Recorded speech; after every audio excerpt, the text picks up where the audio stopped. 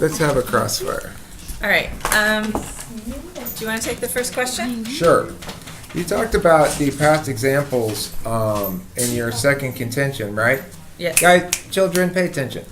You talked about the past example in your second contention or your third? That was contention 3. Okay. So, about those past examples, wouldn't you say that ISF, the Iraqi security forces, that their army has changed since those battles?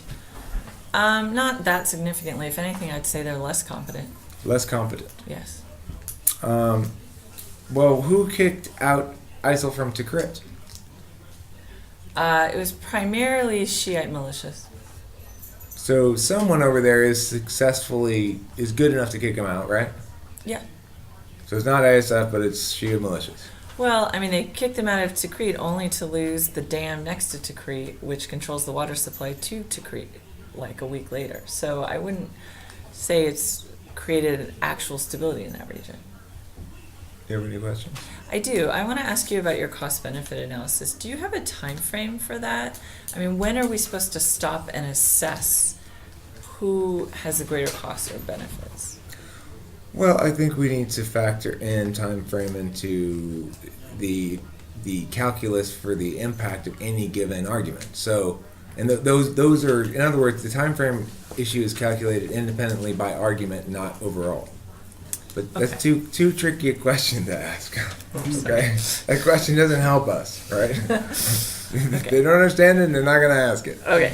Okay, so let me ask you, when you talk about too much uncertainty in your contention 1, why would Iran be more likely to get nukes if we kill their enemy? Well, it's because of what it says about Ukraine, right? Ukraine is like Iran. We said to Ukraine, hey, we don't think you should have nuclear weapons. So Ukraine said, okay, fine. Well, we'll give them up to you, but you have to protect us in case Russia ever attacks. And we said, okay, we'll protect you. And then Ukraine said, okay, here's our nuclear weapons. And then Russia attacked, and they said, hey, remember, you're going to protect us. And we said, what's that? Did anybody hear something? I didn't hear anything. Yeah, but wasn't that a rather different situation because Ukraine was an ally and part of the condition of them joining NATO was that they give up their weapons and they joined NATO? But the point is this. The reason why it's similar is that what happens when you give up your nuclear weapons or if you don't have nuclear weapons? If you give them up, you get attacked. If you don't have them, you might get attacked. If you do have them, you don't get attacked. Well, I think... Time on cross. We have to move on.